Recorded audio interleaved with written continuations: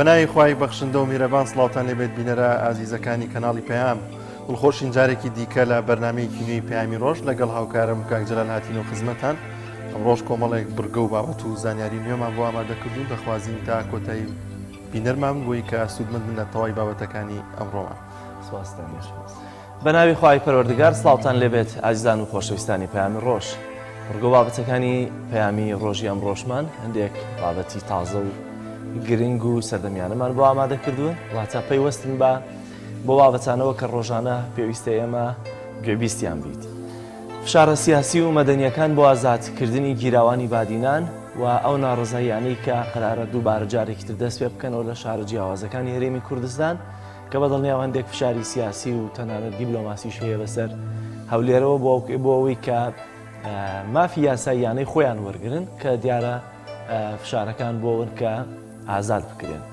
قسە لەسەرم بابەتە دەکەین بە میوانداری کەسێکی شارەزا لە یاسا بزانین ئایا ئەمەی کە دەکراوە بەرامبەریان لە ڕووی یاساییەوە چۆن ئەوەم فشارانایە ئەگەر یاساییە فشاری مەدەنی و سیاسی دەکرێت پێشێل یاسا بکرێت یاخودنا.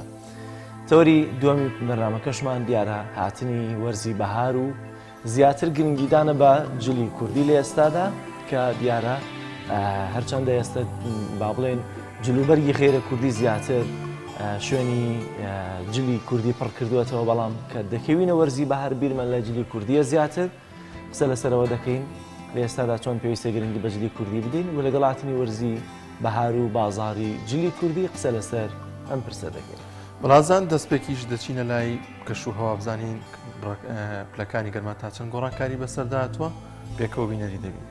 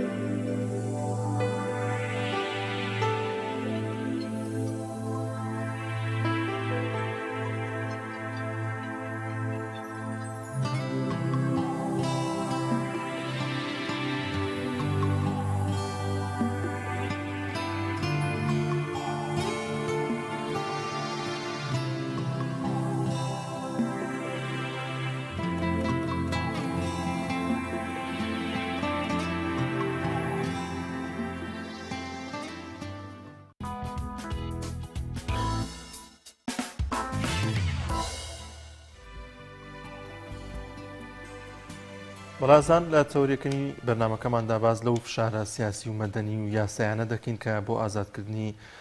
چالاکانی مەدەنی و ڕۆژنامەنووسەکانی بادینان هەیە لە ئێستادا وەکو پێشتریش هاوکارم ئاماژەی پێکرد لە ناوخۆی هەرێمی کوردستان و لە ڕێگەی دیبلۆماسی کونسوڵەکانە هەوڵێکەیە کە پێداچوونەوەیەک بۆ بڕیارەی سزادراوانە بکرێت بزانین لە ئێستادا هەوڵەکان چین و ئایا بە تایبەتی تر ئێستا ئەمەلەگەیەکە ئەو سزادراوانە ئازاد بکرێن گفتوگۆ دەکەین لەگەڵ بەڕێز پارێزەرێکی ڕاوێژکار ئەویش کاک جەمال حەمەڕەشید. کاک جەمال زۆر بەخێر بێ. زۆر سپاس بۆم دەرفەتە. زۆر سپاس. ئێوە کە چاودێری ئەم قەزیەی دەکەن لە ئێستادا بەکوێ گەیشتووە و بە دیاریکراوی ئەمەلەگەیە وا بڵین کە ئەم سزادراوانە ئازاد بکرێن. دەسپاس سپاس بۆم فرسەتە. طبعاً بەڵێ ئێمە ئەمەلمان هەیە و ئومێدمان هەیە کە ئەو هەوڵە ناوخۆیی و دەرەکیانی کەوا دراوە وەکو فشارێک بۆ سەر ئەم دۆسیەیە ئەنجامی هەبێت و بە هیوای ئەوەین کەوا بتوانین فشارێک بکەین بۆ ئەوەی کەوا ئەم حکومە نائادی لە ناڕەوایە نایاساییە هەڵبۆشێتەوانی لەبەرەوەی بە ئاشکرا دیارە یعنی ئەوانی کەوا ئەهلی قانون و لە ڕووی بابەتیەوە یعنی مختصن بۆ بوارە ئەزانن کەوا بڕیارەکە تەواو بڕیارێکی ناڕەوایە نایاساییە دەرحەق بۆ خەڵکەکراوەوە زیاتر لە سیناریۆیەکی سیاسیە چێ زیاتر وەک لەوەی کەوا محاکەمەیەکی پیشەیی بێت. زۆر باش کاک جەمال لەم هەفتەی ڕابردوو هەندێک با بڵین بەیاننامەی سەرۆکایەتی هەرێم و هەندێک بەیاننامەی خەڵکانی دیکەشمان بینی لەوەی کە بە جۆرە لە جۆرەکان عازێک بوو بۆەوەی کە پێویستە دادگای تەمیز پێداچوونەوە ئەم بڕیارە هەڵوەشێنێتەوە. ئەمە فشارانە لەکوێوە دێن و ئایا سەرۆدادگای سەرۆکایەتی هەرێمیش ئەم بەیاننامەیانی کە دەرەکە بۆ ئاڕاستەیە کە پێویستە ئەمانە بەربدرێ بەڵام بە شێوازێکی تر باسی دەکات؟ بەڵێ بێگومان طبعاً خۆی بۆچی ئەم فشارانە دروست بوو وەسڵم بۆ دامەزراوەی وەکو سەرۆکایەتی هەرێم هێتە دەخولەکە و بەیاننامەیەکی لەو جۆرە دەرەکە لەبەرەوەی لە ئەسڵا ئەو خەڵکە هەست ئەکا کە مەسئلەکە مەسئلەیەکە بە سیاسی کراوە زیاتر نەک مەسئلەیەکە یعنی تاوانێک بێ و ڕووی دابێت خەڵک محاکەمە لەسەری بکرێت کەس لاری ئەوە نییە کەوا لەسەر تاوان خەڵک محاکەمە بکرێت و یاسا سەروەر بێت بەڵام ناکرێ بەڕاستی دادگا بەکاربێنی بۆ بەستی سیاسی دادگا بە ناوی گەلەوە حکومەکە تۆ ناکرێ بەڕاستی ئەم معنی دادگا شتێکی پیرۆزە بەڕاستی لەبەرەوەی بە ناوی گەلەوە حکومەکە تۆ بێ ئەمە بەکاربێنی بۆ لێدان لە نەیارە سیاسیەکانی خۆت ئەمە هەرگیز قبول نییە بەڕاستی هیچ کەسێ نە لە ناوخۆ نە دەرەوە بەڕاستی قبول ناکرێ و ئەو شتانە دەچووە یعنی جۆرێک لە هەستپێکردن هەیە بۆ واقعە بۆی و بەیاننامانە دەرچووە. زۆر باشە کاک جەمال ئێستا خەمی کەسوکارەکە و خەمی هاوڵاتیان بگشتی خەمی ئەم ململانی نێوان سەرۆکایەتی هەرێم و حکوومەتی هەرێم کوردستان هەیە لەسەر ئەم بابەتە ئێوە پێتان وایە کە دوجار بە بێتاوانی ئەوان بسەلمێنێت و ئازاد بکرێن ئەم ململانێ نەبێتەوە ئەوەی کە زیاتر تونتر بێتەوە ئەم بڕیارە؟ ئێمە ئومێد دەکەین کەوا ململانی ناوخۆی بڵین لایەنێکی سیاسی و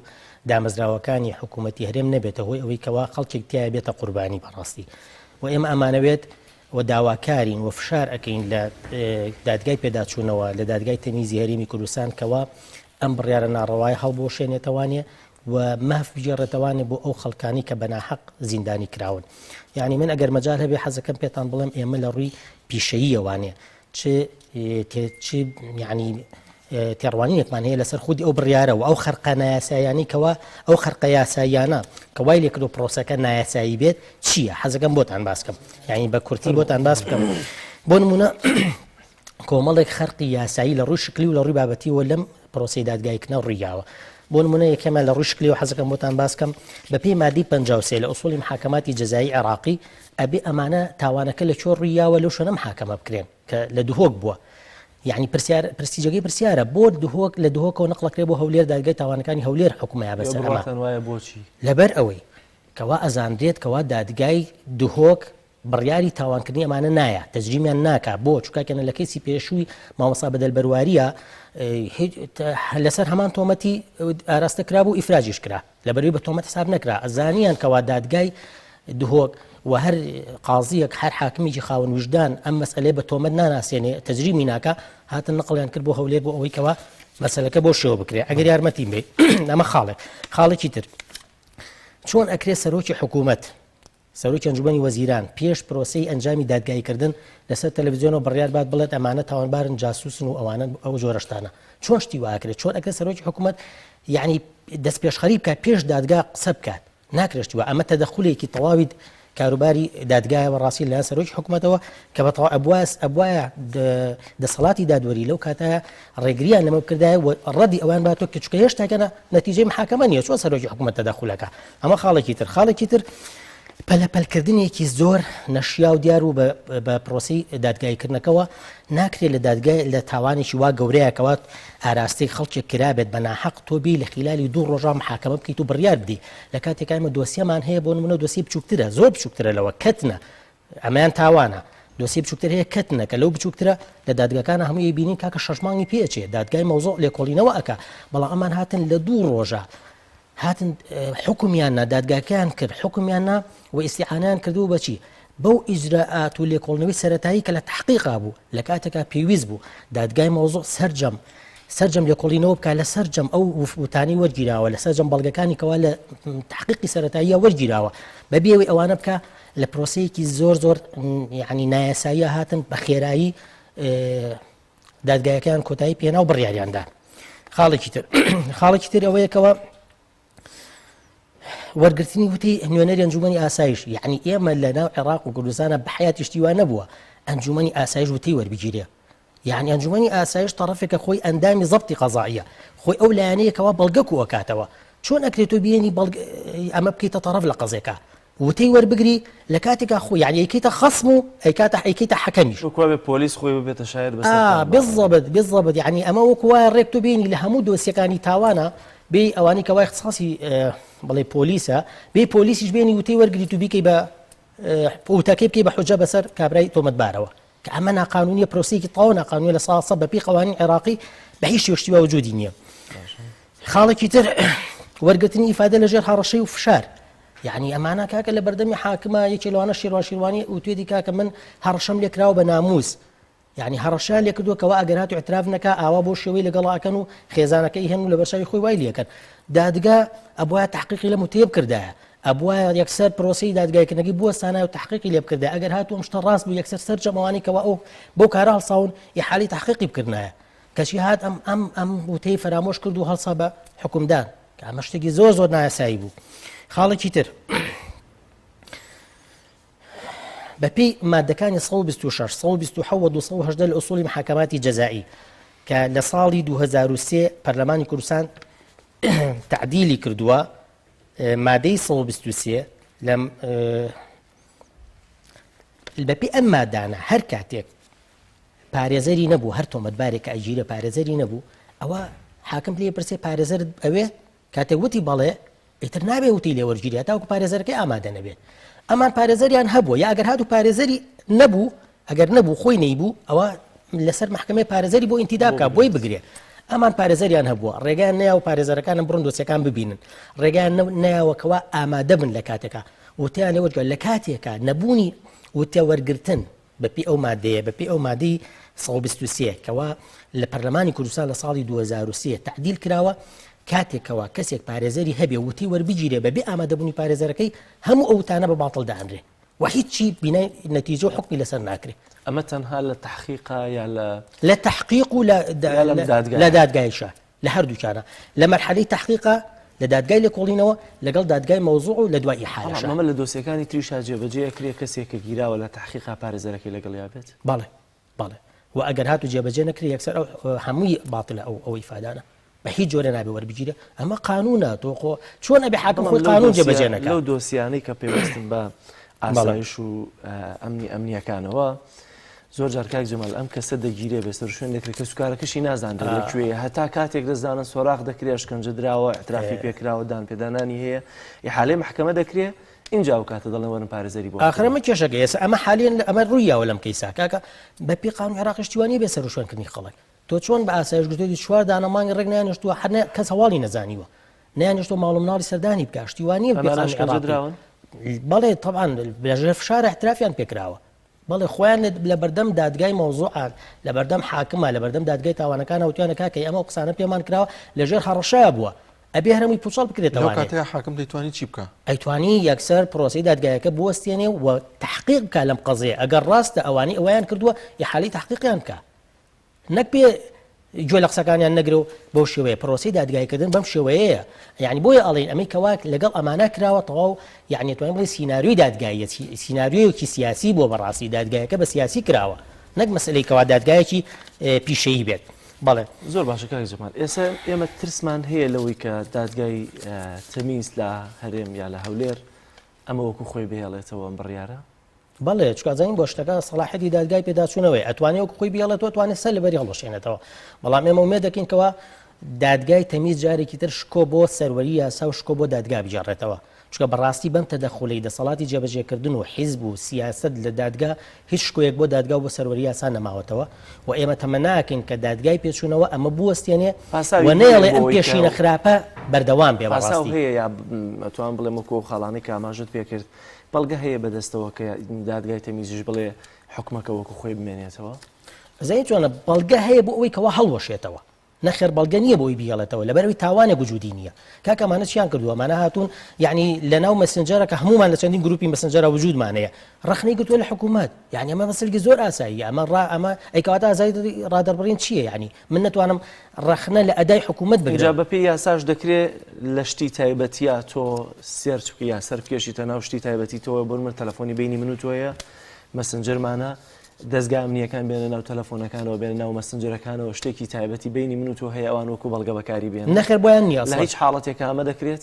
باڵێ کردویانە بۆ منام قەزیا کردویانە کاکە بەپی یاسا هیچ جیهەتێک بۆی نییە بێتە دەخولکە لەسەر ناو تەلەفۆنی تۆ بزانێت تۆ چیتە ئیلا بە ئەمری حاکم نەبێ کاکە ئەمان هاتوون ئەوشیان کردووە يعني کۆمەڵی حاکم هاتوون يعني کردوانە بەڵێ پێشتر يعني هاتوون سەوتیان بۆ نمونە هێشتان بۆ باسکەم هاتوو لە دادگاکە بۆ نمونە هەنێ دەنگ تۆماری دەنگیان سۆتە ڕووک ئەمانە على ئاساسینی ئەم کەسان تۆمەت بارانن کە قسەیان کردو شتیان وتووە ئەوان دەڵێن کاکەم دەنگانە هی ئێمە نییە هی ئێمە نییە ئینکاریان لێ کردووە لە باتی ئەوەی دادگا بڕوان ئەم دەنگانە بنێرێ بۆ مختبەر بۆ فەحز بزانێت بێتڵبەتی ئەوانە کەچی هاتووە ئەمەی نەکردووە لە کاتێکا باسیش کراوە ئەمەی نەکردو هەلۆ ڕۆژەی ئەو باسە کراوە یەکسەر هاتوون حکمیان داوە ئێ تۆ نابێت دڵنیابی تۆ ئەم دەنگە هی ئەوەیە ئەو نییە وایە هەی چۆن ئیتر چەندین شتی ترمانێ بۆ نمونە مەسەلەن یەکێ لە تۆمەتەکان ئاراستیان کراوەکەوە ئەمان هاتوون زانیاریان کۆ کردوتەوانێ لەسەر دەستگا ئەمنیەکانی حکوومەتی هەرێم و هاتوون داویانە بەلایەنی دەرەکی لایەنی دەرەکی شەیە بۆ نمونە هاتوون ئەڵێ وەڵا لەگەڵ کۆنسڵی ئەمریکیا شیروانی دانیشتنی کردووە و معلوماتی پێداون لەگەڵ ڕێکخراوی باڕی ئەمریکیە باڕی ئەمریکی کە سندیکای پارێزەرانی ئەمریکیە کە ڕێکخراوێکی مەدەنی و فەرمی و پیشەیە لە عێراق موجودن بەڕسمی ئەمانە موجودن و زۆر طبیعیە ئەمە شتێکی زۆر ئاسایی ئەمە نابێتەوەی کە تۆ معلومات بی بەجێتێکی دەرەکی جاسوسیت کردبێ ئەوان ئەمایان ناوزەت کردۆ بە جاسوسیکردن لە کاتێکە لەناو حکومەکەشە ناوی هیچ دەوڵەتێک نهاتوەکەوە جاسوسی بۆ کرابێ هیچ وجودی نییە و بەڕسمی ئومەی متحیدا خۆی اعتیادی معلوماتانە کو ئەکاتەوە پێشەکاریەکان کو ئەکاتەوە سندیکای پارێزەرانی ئەمریکی کە سندیکایکی مەدەنی پیشەیە بەڕسمی وجودیان هەیە لە ناو عێراق لە هەرێمی کوردستانە ئاساییە خەڵک ئەبینن و معلومات کو ئەکەنەوە ئەمە شتێکی زۆر ئاسایی ئەمە پێی ناوتێ بەڕاستی جاسوسیکردن و ئەو معلوماتانەی کەوا باس کراوە هەمووشتی ئاسایی بوون ڕخنە بۆ لە حکوومەت لە ئەدای حکوومەت ئەمە شتێک نییە یان شتێکا چێتە بازنەی ئازادی ڕادەبڕینەوە نەک ئەوەی معلومات زەپێکردن لە ناو هەرێمان کە بە مۆڵەتی خۆیان کار دەکەن بەڵێ چەندین ڕێکخراوی هەیە ڕێکخراوی دەرەکیە یعنی هەر ئیشیان ئەوەیە ڕێکخراوەکانی مافی مرۆڤ کە یعنی کا لەسەر زەقکردنەوەی پێشەکاریەکان باسکردن و تۆمارکردنی پێشەکاریەکانەکان باشە بۆ مەگەر هەوڵاتێکی ئاسایی بیکاتە بێتە پرۆسەی جاسوسیکردن یعنی ئەمان بەڕاستی دیارە شتەکە تەنها مەبەست بەکارهێنانی ئەم شتەیە لە ڕووی سیاسیەوە هیچی تر کاک جەمال کۆدەنگی پارێزەران و یاساناسان لەم کەیسەیە تا چەند گرنگە ینی بتوان ئێوە کارێ بکەن کە پێداچوونەوەکە تۆختر و باشتر بکرێت بێگومان زۆر گرنگە طبعاً ئێمە کارمان لەسەر ئەوە کردووە وەکو پارێزەرانی بێلایەن بەڕاستی لەم کەیسەیە لەبەرەوەی سەروەری دادگا شکاوە نەک لەبەر مەسائلی سیاسی و ئەم جۆرەشتانە ئێمە وەکو بێلایەن بەڕاستی پێمان قبوڵ ناکرێتەوە شکۆی دادگا بۆ شێوە بشکێنرێ و سەروەری یاسا بۆ شێوە بخرێتە ژێر پێوە و دادگا بکرێتە ئامرازێکی بەکارهێنان لەلایەن دەسەڵاتی جێبەجێکردن و ئەحزاب و لایەنی سیاسیەوە بەڕاستی لەو ڕوانگەوە پێمان قبوڵ نییە و بانگەشەمان کردووە بۆ گربوونەوەیکی فراوان لە ڕۆژی پێنجشەممە لە بەردەم باخی گشتی لە سلێمانی لە سەعات دووە و داواکارین کە سەرجەم چین و توێژەکانی خەڵک بێن بەشداری بکەن لەو گربوونەوە لەو خۆپیشاندانە فراوانە سەرجەم ڕێکخراوەکانی کۆمەڵگەی مەدەنی چالەگوانان سەرجەم چین توێژەکان لەبەر ئەوەی ئەم بابەتە بابەتێکە مەسی تاک بە تاچی ئێمەکە بەڕاستی تەنها یعنی پەیوەست نییە بە چینی پارێزەران یاساناسان بەڵکو پەیوەستە بە سەرجەم تاچی کۆمەڵگەوە چکاکەنە یعنی سبەی ئەگەر ئەمە بەردەوام بێ ئەم حکوماڵ نەوەشێتەوە سبەینە هەریەکی لە ئێمە معڕەزین کە بۆ شێوازە تۆمەتبار بکرێن زۆر باش کاک جەمال لە ئێستا دیارن ئەو دادوەرانە کێن کە لە تەمیزەکەیە بڕیار دەدەن زۆر جا دەوترێت ئەو کەسانش کە بڕیاری ئەو قەزیە دەدەن ینی بۆ منە پارێزەرەکان خۆیان دایناسن دەڵێن ئەهبرا ئەو کەسەیە لەوانەیە هەر قەزەکەی قورستر بکە ئێوە زانیاریتان هەیە کە کێن وە بتوانن لە ڕێگەی پارێزەران و لە ڕێگەی یاساناسانەوە گفتوگویان لەگەڵ بکەن ئێمە طبعاً ئەوانە ناسراون بەڵێ خۆزانین کێن کەەوە ئەندامانی دادگای تەمیز کێن ئەوە ئەزانین بەڵام پرۆسی قانونی بۆ جۆرە نییە ئێمە بتوانین قسەیان لەگەڵ بکەین و تەئسیران تێ بکەین نەخێر ئێمە لایحەی تەمیزی خۆمان کە کۆمەڵێک پارێزەر ئەوانەی بەشدارن لە قەزەکە تەقدیمی ئەکەن هەر خودی دۆسیەکەش یعنی بەو جۆرەیە کە تلقائیان قابلی تەمیزە حتى ئەگەر طعنی تەمیزیشی لێ نەدرێت خۆی قابلی تەمیزە ئەبێ خۆی دۆسیەکە بڕۆ بۆ محکەمەی تەمیز کرێتەوانێ ئوسوڵی دادگای تەمیز بەو شێوە نییە خەڵک بڕوا قسەیان لەگەڵ بکە و یعنی ئەتاوەکو بڵێن چکاکەن دادگا لە ئێمە ئەڵێن دادگا سەر بەخۆیە قازی خازع تەنها بۆ وجدانی خۆی و قانون هیچی تر لەبەرەوە ئێمە ئەو ڕێگە بۆ شازە ناگرینە بەر بەڵام ئەو تا ئێمە بەیاننامە دەرئەکەین و تقریبا راپۆرتێکمان خەریکی ئەوەین کەوا راپۆرتێک ئامادەکەین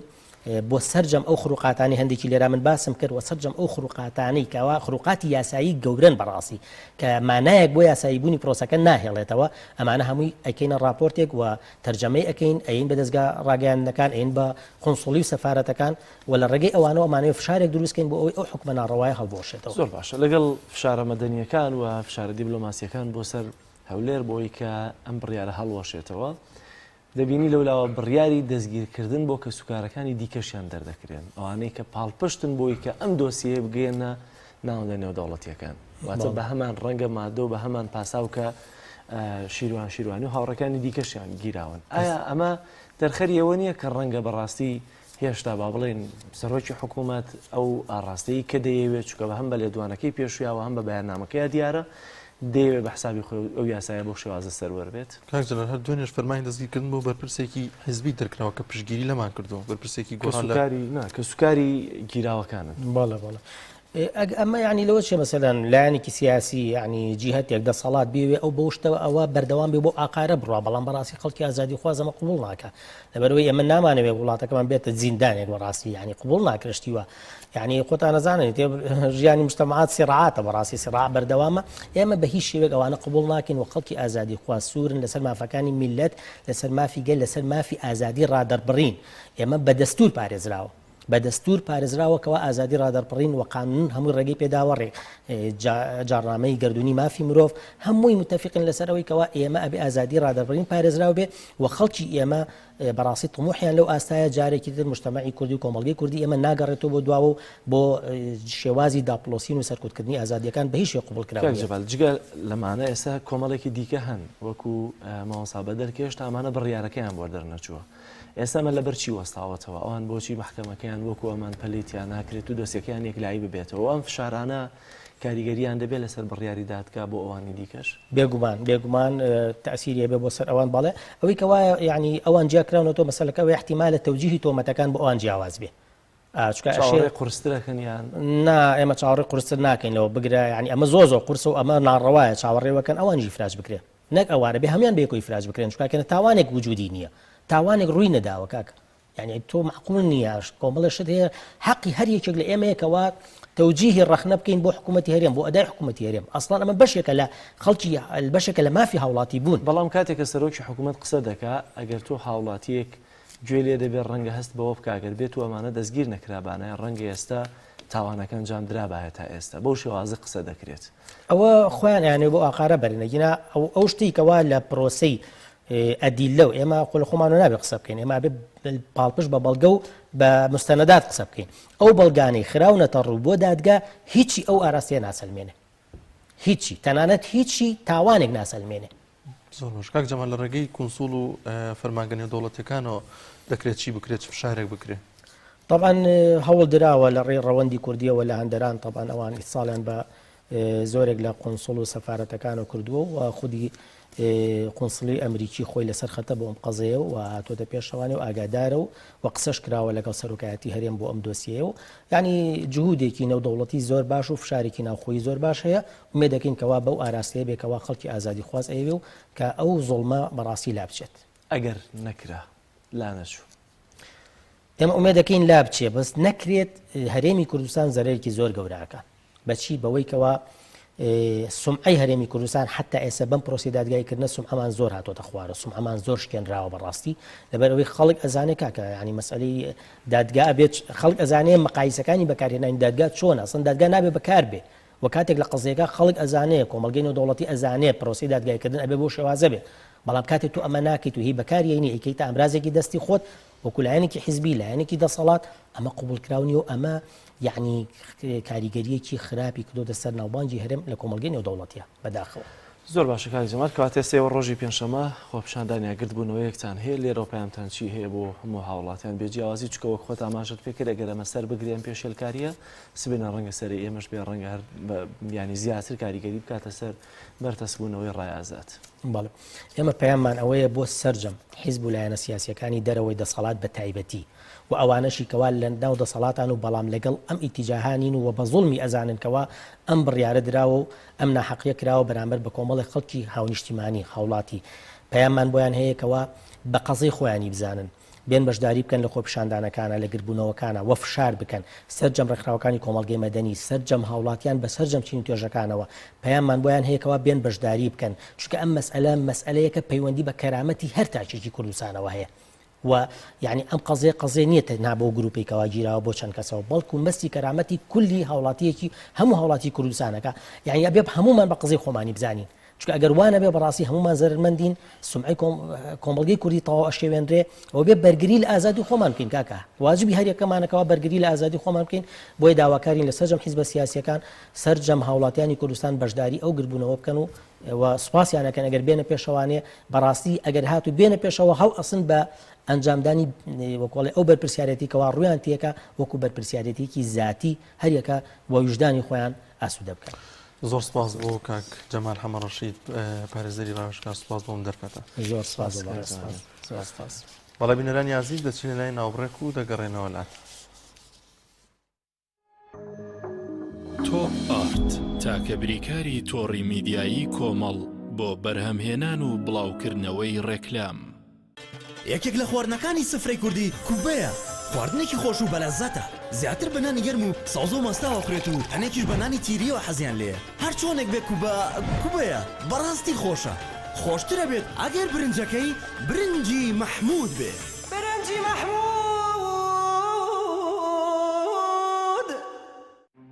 وشەفۆن ڕووناکی دەخاتە سەربواری تەکنەلۆژیای نوێ. لەمڕۆ لە کاتی لە کارکەوتنی مۆبایلەکەت یان ئایپادەکەت پێویست ناکە دەست بەجێ هەوڵی گۆڕینی ئامێرەکەت بدەیت. ئێستا وشەفۆن سەرجەم پارچە ڕەسەنەکانی مۆبایل و ئایپادی دابین کردووە بە نرخێکی سەرسوڕێنەر و پابندێکی بێهاوتای کوالێتی. لەبیرت بێت مۆبایلەکەت بە شێوەیەکی دروست چاک بکەوە و لەگەڵ وشەفۆن نازنامەی متمانە بەدەست بهێنە. سەرجەم پارچەکانی لە دەستی یەکی کۆمپانیا جیهانیەکان دەکرێت و بە شێوەیەکی سەلامەت دەگوازرێتەوە. پێش ڕادەستکردنی با کڕیار سەرجەمیان پشکنینیان بۆ دەکرێت بۆ دڵنیابوونەوە لە کارکردنیان. هەموو کارەکان شایانی سەرنجی تۆیە. وشەفۆن ڕێگا بۆ ئاستەنگەکانت دەکاتەوە. بۆیە وشەفۆن بکە بە هاوڕێی متمانە پێکراوی خۆت.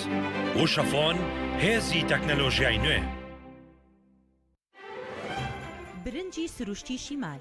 لەسەر خواست و داوای زۆری هاوڵاتیانی خۆشەویست دوای گەڕان و هەوڵێکی زۆر لە باشترین کێڵگەکانی وڵاتی ئێران ئەم جارە برنجی سروشتی شیمال باشترین و خۆشترین برنجی دەنەکخڕی شەژمانگەی دەرەجەیەکی ئێرانی بۆ ئێوە هێناوتە کوردستان. ئەم برنجە دەنەکخڕا باشترین و بەتانترین برنجی گردەی کێڵگەکانی ئێرانە. ئێمە کێڵگە بە کێڵگە گەڕاوین بۆ ئەوی باشترین برنجی سروشتی و بەتام و خۆش بۆ ئێوە بدۆزینەوە. بە چاڵتوکی لە جوتیارەکانمان کڕی و خۆمان کڕەمان کردووە تاوەکو دڵنیا بینەوە لە پاکی و پوختی برنجەکەمان. ئەم برنجە پڕ ڤیتامین و کانزای سروشتیە بەبێ مادەی کیمیایی و پارێزەرە. لەگەڵ ئەم برنجە هیچ خەمی بەرزبوونەوەی شەکلە و کۆڵسترۆڵت نەبێت چونکە برنجێکی ئۆرگانیکە و پڕە لە مادە و کانزای سوود بەخش. هەروەها ئەگەر تەنیا برنجی سروشتی شیمال بخۆی هیچ خەمت نەبێ قەڵەوت ناکە.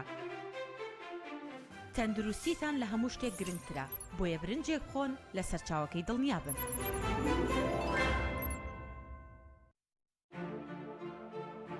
بە باشترین کواڵەتی دەستمان پێکرد و وەک هەمیشە باشترین بەرهەم پێشکەش دەکەین. کارگەی هەڵاڵە بە ئەزمموی 12 ساڵی ڕابردوو لە دروستکردنی بوتڵی غازی ماڵان کە ئێستا لە تەواوی کوردستاندا بوونی هەیە بەردەوامە لە خزمەتکردن و ئێستا هاوشێوەی کارەکەمان تەنکی غازی LPG بە هەموو قەبارەکانیەوە بە باشترین کواڵەتی و ستانداردی ئەوروپی لە ژێر چاودێری کواڵەتی کۆنتترۆلی حکوومەتی هەرێم و کۆمپانیایەکی تایبەت بە چێککردنەوەی تانچەکان لە ڕووی کواڵەتی و دانانی ئەکسسواراتی ئیتاڵی بەردەوامە لە بەرهەمهێنان. ئێستا هاوڵاتیان و هاوردەکاران دەتوانن بێ دوودڵی تەنکی غازی هەڵاڵا بەکار بهێنن کە گرنتی 100% لەگەڵە بۆ ماوەی 10 ساڵ وەک هەمیشە لە هەرزانی نرخ و باشی کواڵەتیدا بێ ڕکابەرین. کۆمپانیای هەڵاڵا باشترین جۆر سەلامەتی هەمیشەیی.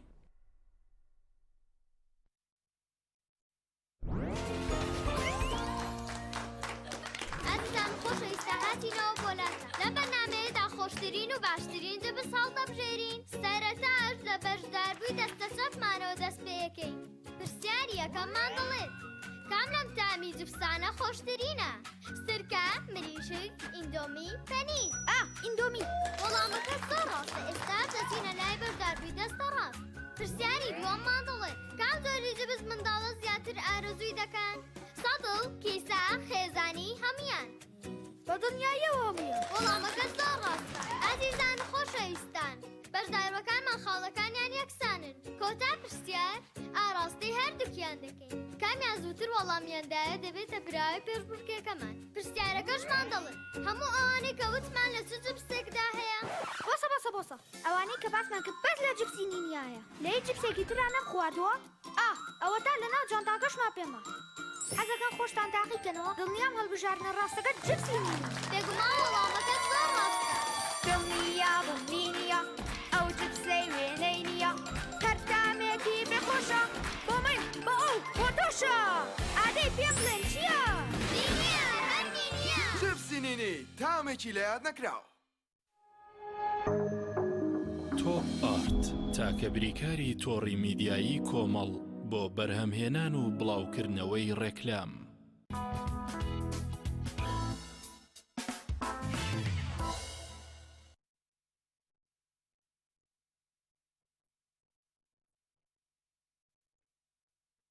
لەبارەی ئەوەی کە گەشتیارێکی زۆر ڕوو لە ناوچە شاخاوی و ناوچە بەفراویەکان دەکەن بۆ بەسەربردنی کاتێکی خۆش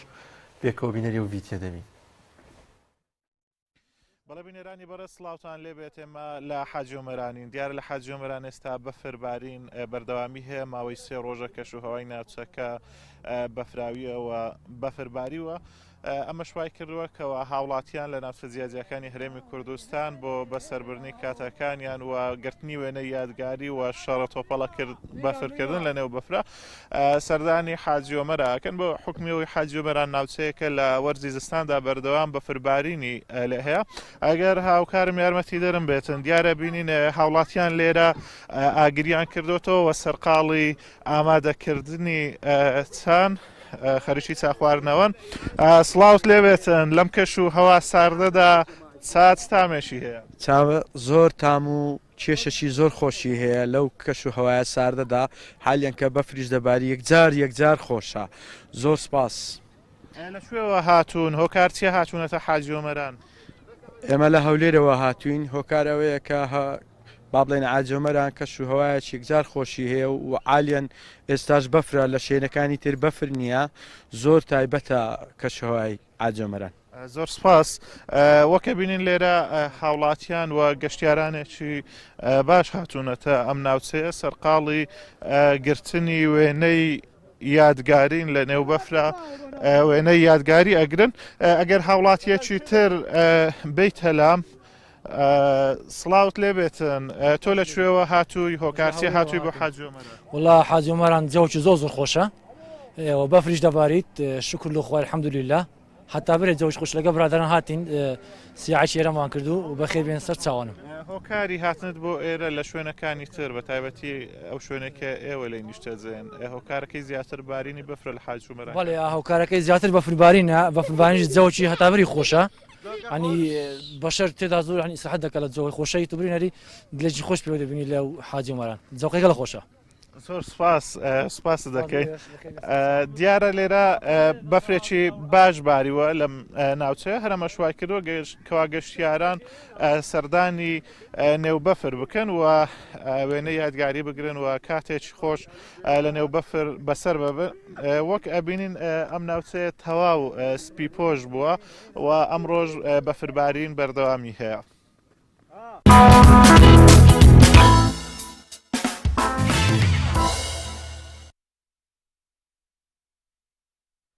ئەزدان و خۆشەویستان تەوەری دووەمی بەرنامەکەمان قسەکردن لەسەر هاتنی وەرزی بەهار و ئێستا بازاڕی جلوبەرگی کوردی لای هەمومان ئیدی دەست پێ دەکات پەنا بۆەوە دەبین کام مۆدل جلوبەرگی کوردی ئێستا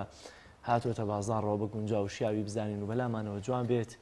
ئیدی پەنای بۆ دەبین و دەی دوورین و لەبەری دەکەین دیارە ڕێکخراوی ڕەشماڵ بۆ کەلتور و ڕۆشنبیری کۆمەڵایەتی پرۆژەیەکی هەیە بۆەوەی کە هەندێک جلوبەرگی کوردی تایبەت و ناوازە بدورێ بۆ هەندوو توێژی جیاواز کە شیاون لە کورتە باڵەکان و کەمەندامان و نەخۆشانی تالاسیما کە دوێنێ چالاکیەکیان ئەنجامداوە راپۆرتێکمانێ پاشکەمێکی دیکە راپۆرتەکەتان پێشکەش دەکەین بەڵام پێشەوەی بچینە لای راپۆرتەکە میوانێکی تایبەتمان دەبێت لەسەر ئەم بابەتە کەویش بەڕێز شێخ بۆران خڕنووکی سەرۆکی ڕێکخراوی ڕەشماڵ بۆ کەلتوری و ڕۆشنبیری کۆمەڵایەتیە کاکشێخ بەخێر بێت زۆر سپاس بۆ ئێوە سڵاومەیە بۆ ئێوەی بەڕێز خۆشەویست و تەواوی بینەلات دەکەم کاکشێخ دیارە ساڵانە دەزانین پێشانگاتان هەیە بۆ ئێستا ڕێکخراوێکتان کردووەتەوە و دیارە دەستپێکی کاری ڕێکخراوەکەشتان ئەمساڵ لە جلە کوردیەکەیە بۆ یە کە خزمەت بە کورتە باڵایان نەخۆشانی تالاسیمان بابەتانە بکەن کە ئەمە خزمەتێکی جوان و بەرجەستەیەوە شیاوی سوپاس و پێزانینە. بەڵام بابێنە سەر بابەتی جلی کوردی لە ئێستەوە ئیدی لای ئێمە لای هەمومان لە بازاڕەکانمان لە ماڵەکان لە قسەکردنی خۆمانە جارێکی تر قسە و باسمان دێتەوە سەر جلوبەرگی کوردی لە بەروی بەهارە. بۆچی تەنها لەم ساتەیە؟ وەڵا جارێ من پێم خۆش بێش جلی کوردیتان لەبەرا بووە ئەمڕۆ لەبەرۆ تایبەت و بە جلی کوردی هەمیشە ئێمە هەوڵمان زیندووکردنەوەی کللتوری نەتەوایەتی و پۆشاکی کوردیە لە قەوسێکا بە تایبەتی کە کاری ئێمە و ڕێکخراوی و ڕەشماڵ بۆ کللتور و ڕۆشنبیری کۆمەڵایەتی داکۆکیکردنە لە هەموو ئەو کەرەستە و پۆشاک و شتانی کە ڕۆژە لە ساڵانی ڕابردووە باوواپیرانی ئێمە بەکاریان هێناوە خۆشیان هۆکاری دروستکردن و یا چنینی یا دوورینی بوون. یەکێک لەوانە پۆشاکی کوردی ئێمە هەمیشە هەوڵمان داوە کە پێشتر لەژێر با بڵین ناوی گروپێکی خۆبەخشایە لەژێر چەتری بنەماڵەیەکە کارمان کردووە بڕیارماندا لە ساڵی 2010ەوە ئەم گروپە گەورەتر بکەین بیکەین بە ڕێکخراوێک بەڵام بەداخەوە لە ساڵی 2010 ئیجازە و مۆڵە دووەسا و ساڵی 2019 و بیسیژەوە بوو نەخۆشی کۆرۆنا هات تا خۆشبەختانە لە ئامانگی 2020ەکە بە ڕسمی ڕێکخراوەکەمان ناسراوە کە ڕێکخراوی ڕەشماڵ کە ڕێکخراوێکە سربەخۆ و لە ناوەندی ڕێکخراو NGO-کانە کارەکەین بۆ زیندووکردنەوەی پۆشاکی کوردی. یەکەم چالاکی ئەم ساڵی ژمانۆک و دەستپێکێ بۆ کاری ڕێکخراوەکەمان ئەتوانم بڵێم لە دایکبوونێکی گەورە بوو کە پاڵپشت بە هەموو ئەو کەس و لایەنانەی کە هاوکاریان کردوین بە تایبەتی پارێزگاری سلێمانی و سوپاسیانەکەین کۆمەڵە بازرگانی بەڕێز کۆمەڵە کەسایەتی و کاسبکاری شاری سلێمانی و دوکاندارەکان هاوکارم بوون لەم پرۆژەیە لەگەڵ ئەندامانی ڕێکخراوەکەمان ئەویش پۆشتەکردنەوەی 500 کەسە یاخود 500 نەفەر لە خانمان و لە پیاوان لە کوڕان و لە کچان لەوانەی کە خاوەنی پێداویستی تایبەتن لە ڕێکخراوەکانی تالاسیما کورتە باڵەکانی کوردستان یەکێتی کەمەندامان نابیساکان لەگەڵ نەخۆشیە دەرونیەکان و لە ئێستاشدا لە دوێنەوە کە ئەو یەکەم چالاکیمان کردووە بۆ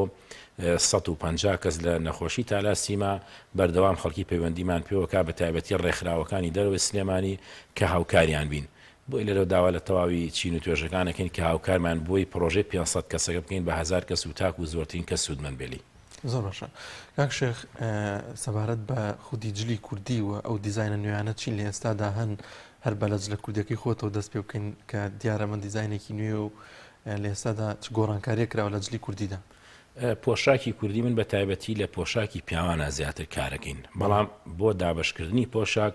خانمانی ژمانگرتوتە ئەوانمان بێبەش نەکردووە لەبەرەوە ئەو کەسانی کە باڵێن خاوەن پێداویستی تایبەتن خانمان و کچانی ژیتیای ئێمە ناتوانین بە بەشانکن بۆیە وەکو دیزاینەرێکی پۆشاکی کوردی پیاوان من ئەگەر لەو وارشدا پێشتر کارم کردو و خاوەنی چەندین پێشانگان کە لە شاری سلێمانی و لە قەزا و ناحەکان کردومانەتەوە خۆشبەختانە خەڵکی زۆر بەدەمیەوە هاتووە تا برا تاجر و بازرگانەکانیش لە سەریان دووری و لە بازاردا بڵاوەتەوە. لە ئێستادا ئەم ساڵ خۆتان زانە ساڵی ڕابردوو هیچ پێشانگایەک نەکراوە بۆی نەخۆشی کۆرۆناوە تەمەناکەم ئینشەڵڵا ئەم ساڵ لەکۆڵ هەمومان بێتەوە بتوانین وەکو ساڵانی ڕابردوو هەموو چین و توێژەکان پێکەوە کار بکەین و یەکتری دڵخۆش و دڵشادکەین بەکردنەوەی پێشانگاکان یاخود بە کۆڕ و سیمینار و دیبەیتەکانمان. ئێمەش ساڵانە کە پێشانگای جلی کوردی ماکرێتەوە بێ ئەوەی ڕەسەنایەتی جلی کوردی لا بدەین هەوڵمان داوە کۆمەڵی دیزاینی نوێ بە ناوی سەرکردەکانی ڕابردوو یا بە ناوی کەسایەتیەکانەوە بخێنێنێ و بازاڕە و دەنگدانەوەیەکی بۆ یەک لەو پۆشاکانش ئەمەیە کە لەبەری خۆمدایە. ئێستا بە ناوی چییە هیچ شەیە کەسایەتیەکە پێشتر دووراوە یا خۆتان داهێنانی بۆ دەکەن و ناوەکەی لیانێن. ئێمە پێشتر وەکو پێم وتی لە ڕەسەنایەتی پۆشاکی کوردی لامان نەداوە تەنیا گۆڕانکاریمان کرۆ زۆر جار لە پێشەوەی پۆشاکەکە یاخود لە شەرواڵەکەیدا من وەختی خۆی کە زیاد لە 10 ساڵە بێ بە شوێن دیزاینی پۆشاکی کوردی و مەرچێنێمە زیاتر کارەکەمان ئێستا کارێکی ڕێکخراوی وەکو ڕێکخراوی ڕەشماڵ زۆر دیزاینمان کرد بەڵام کۆمەڵی هاوڕۆ و دڵسۆز لە بەڕێوەبەرایەتی ڕۆشنبیری سلێمانی یا لە تەواوی دام و دەستگاکان هەوڵیان داوتیان حەزەکەین بە ناوی خۆشتەوە پۆشاکێک دروست بکەی بۆ ئەوەی وەکو مراتخانی و ستارخانی ئەوانە هەبێت. منیش ئەم پۆشاکەمەر بە ناوی خۆمە ناونا بە ناوی شێخ بورهانی وتم لەبەروی پێشتر یەکێک لە بنەماڵەکانی شێخی نەقشبەندی هەمان پۆشاکی لەم شێوەی هەبووە بەڵام لە منە بۆ باڵی نزیکلەوە هەر بە ناوی ئەوە ناوم ناوە ئیسە زۆربەی دۆس و هاوڕێیانوە تا بەرگ درۆکان ڕوێنەکانی ئێمەیان لایە کاتێک گەچێ بۆ لای وێنەکانیان پیشانە داڵێ لە کام دیزاینەتەوە بۆ بکەمیتر دیزاینەکان زۆر تقریبا نۆ دیزاین مەخسووتە نێو بازاری کوردیەوە. زۆر باشە کاک شێخەوەی کە لە بازارە زۆر بڵاوە مراتخانیە جاران ستارخانی زۆر مۆدی هەبوو ئێستا کەمێک پاشەکشەی کردووە ئەم دوو جۆرە لە کوێوە سەرچاوی گرتووە گەر باسی مێژۆکەیمان بۆ بکەی بۆی خەڵک زیاتر ئاشنا بێ پێی ئەوەی کە من بیست بێتم چونکم زۆر جارێمان شتێگەڵین بەرپرسین لەوەی بەڵام زۆر ئەوەی کە ئێمە ئەیبیسین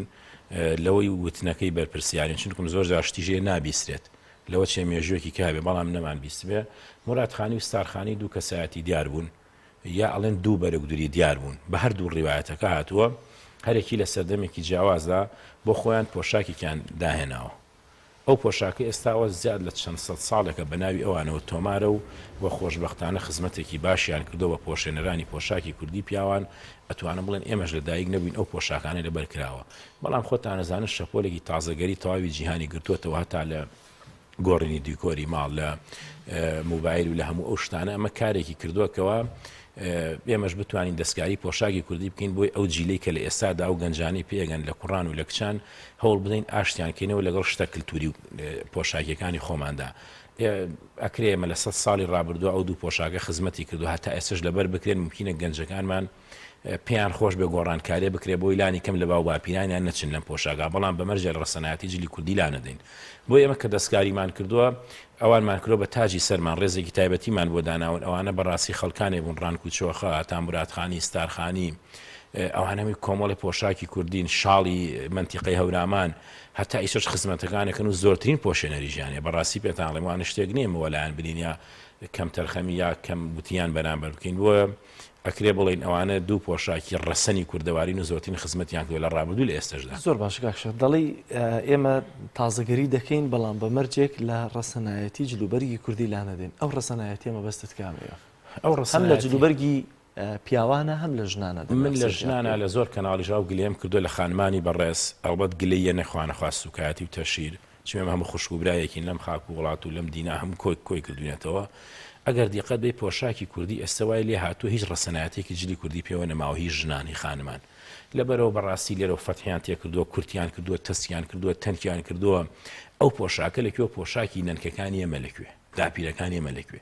بەڵام ئێستا بنە پۆشاکەی کە لەبەری خۆمایە هەموو ئەو پۆشاکانش کە عەرزەکەین لە پێشانگاکانە هیچ ڕەسەنایەتێکی کوردبوونی لای نەداوە یعنی ئەگەر کەسێکی پێشتر کوردی دیبێ هەر ئەم پۆشاکەش بینی ئەزانێت گۆڕانکاریەک بۆ ئێخۆ معلومی جەنابیشتانە کە لە تورکیا لە وڵاتانە کە پۆشاک مۆدیلی بۆ دەجاری وایە بە گۆڕینی تەنیا قۆبچەیەکەوە ئەڵەن چاکەت و پانتۆڵی ئەم ساڵ دوو قۆبچەیە بوو بە یە قۆبچەوە مۆدیلی ساڵێکی گۆڕی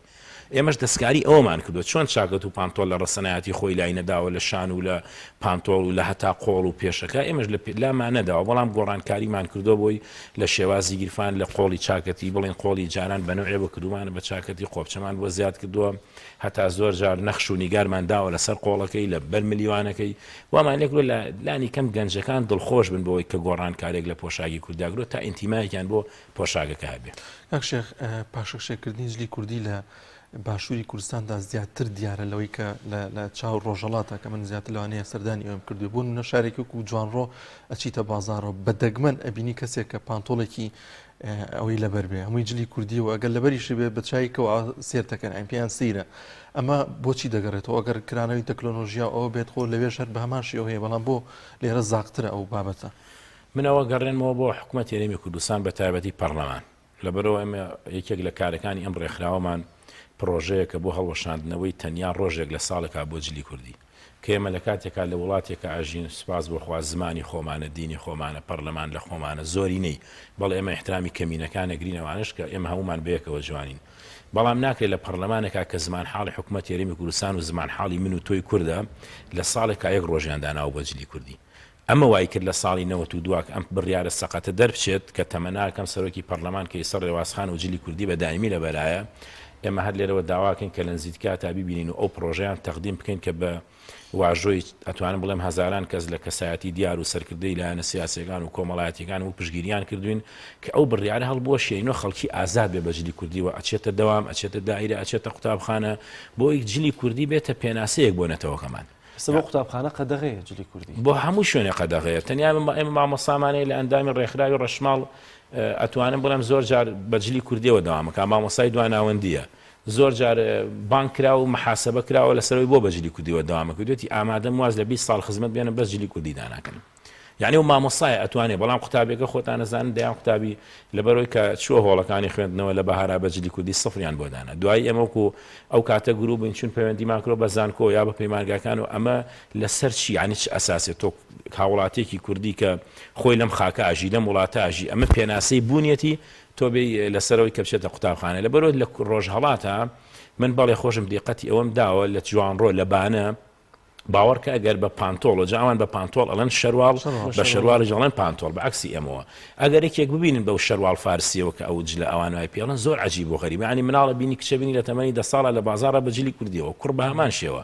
کە لە کاتێکە ئەوان وڵاتێکی ژن وڵاتێکی ئێران پتوێنێتەوە زمانی فارسە دینی جیاوازە خاکەکەژی تۆ لەوێ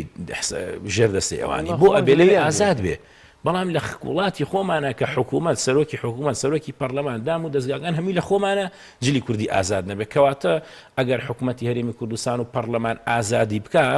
ئەو کاتەوە هەستەکەم جلی کوردی لەم غەریبایەتێ دەرچێت لەبەر ئێمە چینە زۆر کۆڕ و کۆمەڵ باوەڕەکەی زۆر جار تووشی کێشە بووین ینی هەروەکو نمونە ئەیەنەوە بۆی کە بزانن چ کاریگەریەکی خراپیە لەسەر جلی کوردی ڕۆژێ لە هۆڵێکا داوت کرامین لە بۆنەیەەکە ئێمە کە ڕۆشتین هەمووکو گرروپەکە و هەمووکو کەسایەتێکی دیزاینەری جلی کوردی لە پێشەوە جێگەمان بۆ دانرا بوو من لام ئاسایە بیشتمە دوای داوا بەسم لە ئەوەیە کە خەڵکی ئەم وڵاتی ئێمە چۆن بیرەکاتەوە هەمووینە ئەڵبەت ڕێزمەیە بۆ کەمینەیەکی کەم چون دانیشتم لە شوێنەکەی خۆما خۆشیان پێوتم دوای مدەتە یەک دوو بەرپرسی کە هاو بە چاکەت و پانتۆڵ و احترامێ بۆ هەموو بەشەرێک بە ئێمەیان و کاکە ئیجاسی هەڵسم بچنە دواوە منیش زۆرم لاسیر بوتم بۆ بچمە دواوتیەوە شوێنی میوانە ئێوتم بۆچی بەس لەبەرەوە جلی کوردیم لە بەرای بە میوانم نازانی یعنی لە زۆر شوێنە حرمەت مێ جلی کوردی بۆ بە جلی نەخوێنەوار جلی کوردی بۆ بە جلی خەڵکێکی لادەیە کە ئێمە شانازی بە لادەیە بوون و نەخوێنەوار بوونی خۆشمانەوەکەین بەڵام بوو ئەم پێناسە خراپەی بۆ کرا بۆ یەکێ لە کارە جوانەکانی ڕێکخراوی و ڕەشماڵ ئەوەی ئەمانەوێت داکۆکی لە پۆشاکی کوردی بکەین بۆیە لە هەموو بۆنە و یادەکانە هەمیشە وڵدین جلی کوردی و بەخشینەوە تاکو زۆرترین پۆشێنەری پۆشاکی کوردیە بێ جا نمونەیەکی دیکەش دکتۆری بۆی باس کردمتی ڕۆژێکیان چوومە دایرێک دکتۆرای هەبوو لە بایۆلۆژیا ئەوتی خانمەکەوتی بێ زەحمەت وەرە پەنجەمۆر بکە ئەوتی لەوانەیە ئیمزا نەزانوتی جامەدانەکەم داناوتم خوشکی خۆ من دەچەند ماڵی کەم هەیە وەکو تۆ وایە دکتۆرام هەیە لە بایۆلۆژیا ینی تۆ بەجلە کوردیەکانمەوە تەسەوڕ کە لەبەرەوە ڕاستە ئەوە زۆ و کاریگەری هەبوو لەسەرەوەی کە خەڵک بە چاوێکی ترەوە بڕوانێتە جلی کوردی و پاشەشی لێ بکەن بەڵێ زۆر باشە کاشێخ ئەمە لە ڕوو دایرەکەەوە یان لە ڕوو دام و دەستگا حکومیەکانەوە بەم شێوازەیە بەڵام خۆشمان بۆچی تەنها لە بەهارا بیرمان بەلای جلی کوردیەوەیە بۆ لە وەرزەکانی ترا بیرمان ناکەوێتەوە بە جلوبەرگی کوردی لەبەر بکەین آخر حکوومەت ڕنگدانەوە هەیە بۆسە کەناڵەکانی ڕاگەیاندن با من ئەم کەناڵی ڕاگەاندنەکە ئێوە زۆر سوپاسدانەکەم هەمیشە و زۆر جار کارەکانی ئێمە چالاکیەکانتان نمایش کردو و دەرفەتی ئەوەتان داوە کە ئێمە کار و چالاکیەکانمان لێرەوە نیشانی خەڵکی بدەین بەڵام ئێوەش خۆ غەیری بەهار نەهاتوون لەگەڵ منە دانیشتنێ بکەین تاکو ئێمە بەس لە وەرزی بەهارا باز لە جلی کوردی نەکەین من پێم خۆش بۆ لە پاییزا باس کرێ لە زستان نابێ یعنی کاتێکمان نەبێ بیکەین بە جلی کوردی بۆیە لە ئێستا دایتر هەموو کەناڵەکان بە بایەخەوە ئەڕوار نەجلی کوردی ئێمە ناکرێت تەنیا لە بەهارا بێت خۆ جلی کوردی بوو لە بەهارە ناکرێتە بەرێ من جەژنی کەمانێ وەکو جەژنی ئاینی جەژنی قوربان و ڕەمەزان بۆنەی کەمانێکو بۆنە نیشتیمانیەکان ئەکرێ لە بۆنەکانە ئێمە هالەک بیقۆزینەوە زۆر جار لە یادی هەشتی مارسا کە ڕۆژی ئافرەتانە لەو ڕۆژەیە ئیتر لەو یادە تەقلیدی و داهێنراوە دەرچوون کە تەنیا باسی مافی ئافرەتکەین کە مافیان هەیە بەڵێ وەکو ئێمە هیچ کێشەمان لەوانە فرمێسکێکی تیمساحیان بۆ بڕژین ئێمە هاتوین لە شارۆچکەی سێ ساڵق 200 کارمەندمانە بووە کارمەندی حکومی بەبێ جیاوازی تەواوی دام و دەستگاکان 200 کە 7 کراسی کوردیمان بۆ کردوون لە ڕۆژی شەیدانە بۆ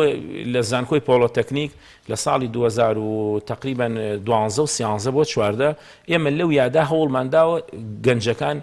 جلی کوردیان پێشکەشکەین ئیتر لای ئێمە بەز نەبووە زستانە هاوینە بەهارێمە ڕۆژەکەمان لامە بەز بووە بۆی ئەکرێت کەناڵەکانی ڕاگەیاندنیش هەمیشە بە بایەخەوە بڕوانن یا لانی کەم ئێوەش کە با بڵین ئێستا کەناڵی پەیام وە جەنابیشتان کە زۆرترین بەرنامەتە و دەرکەوتانی یا ئەوانی کە هەواڵەکانی خوێندنەوە یەقیچێکا با لە مایەکە سێ ڕۆژ بە جلی کوردیەوە دەرکەون ئەو کاتە بۆ منیش هەم لە ڕووی با بڵین معنیوە دڵخۆشین بۆی کە کارێکمان کردەوە خەڵکیش لای ئاسایی پابندبوون بە جلی کوردیەکەەوە ڕەنگە قورس باوەڕکە قورس نییە باوەڕکە فێربی بەقەی پانتۆڵ قورس نییە لەبەرۆی ئەم جلە ئەو زەمانەی کە کراوەتە بەرجلێکی شەرعیە جلێکی ئەتوانم بڵێم لە ڕووی ئەدەب و زۆر لە هەموو حرمەت میاڵ بەتوانە خواست شتێکی تەشیر ناکەم بەڵام لە هەموو پۆشەکانی کە جوانترە قەنەعەت مایسە گەر زۆر شەرعیانەتریشە زۆر شەرعیانەترە گەر پێغەمبەران و ئەسحاب مایسە جلی کوردیەکە دەبەر بە شانازی ژۆ قسەیەکم لە بۆرە هیچ ناشەرعێکی تیانە وە شتێکی ژەجێی شانازێ بە تەواوی نەتەوەکەمان وە پۆشاکێکی ژە ئەتوانم بڵێم لە جیهانە تەنیا چەند قەومیەتێک هەن بە پۆشاگە ناسرێن وەکێک لەوانە کوردن ئەفغانین هەینا هەموو ئەوروپا بڕۆ چاکەت و پانتۆڵی لەبەر چاکەت و پانتۆڵ هینی هەموو جیهانە پەیوەندی نیە بە وڵاتێکەوە بەڵام ئێمە کۆمەڵێ وڵاتی تایبەتین وەکو یەمەنێ سەکە خۆی پەشتەماڵی وەکو عەرەب کە دەستداشێ هەیە ئێمە ژێکێکین لەو نەتەوانە کە پۆشاکمانەیە بەڵام بەداخەوە تاکو ئێستاکێ پۆشاک نەبووتە زمان حاڵی ڕەمزی نەتەوایەتی مەسە چی بکرێت بۆی کە ئەو ئینتیمایە بگەڕێتەوە بۆ گەنجان و بۆ ئەو کەس کە بتوانن هیچنا لە چەند ڕۆژێک ئاجلی کوردی لەبەرکا بۆ ئەو دەستگایەکە ئیشی تیا دەکا و فەرمانگەیەکە ئیشی تیا دەکا من وەکو پێم وتی یەکێک لە کارەکانی ڕێکخراوی و ڕەشماڵ بۆ کللتوری و ڕۆشنبیری کۆمەڵایەتی ئەوەیە کە داکۆکردن لە پۆشاکی کوردیەکەین